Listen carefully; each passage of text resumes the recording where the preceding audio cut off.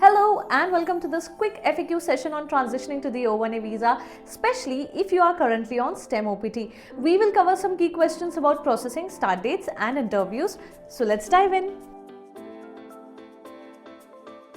The first question we often get asked is, what happens when my O1A visa is approved?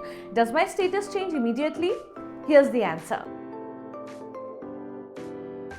If your O1A petition is approved with a change of status while you are in the US, your status will automatically switch to O1A on the start date mentioned in the approval notice form I-797. You can begin working under O1A status without leaving the US. But if your petition is approved for consular processing, you will need to leave the US, attend a visa interview at a US consulate and obtain the O1A visa stamp. Your status will officially change once you re-enter the US on the visa. Why would someone in the US be approved for a consular processing instead of change of status? Well, there are a few reasons for this. You or your employer requested consular processing, perhaps due to upcoming international travel plans.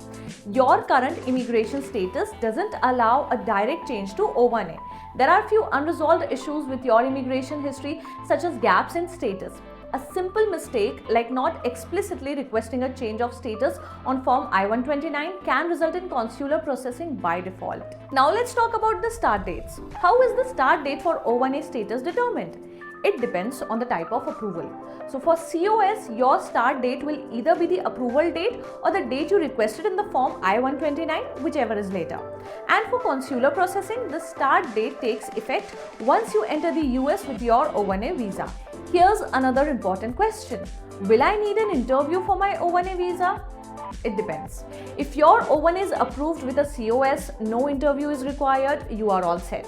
But for consular processing, an interview is mandatory at the US Embassy or consulate.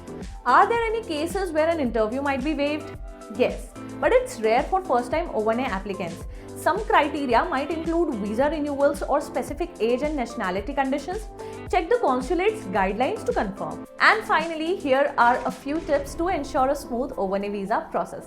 Explicitly request a change of status on your Form I-129 if you want to avoid consular processing. Ensure your current immigration status has no gaps or issues. Carefully review your Form I-797 for approval details and next steps. So that's it, and this wraps up our FAQ session on O1A visa processing. If you have more questions or need help with your application, our team at Jinee Green Card is here to guide you. Till then, take care.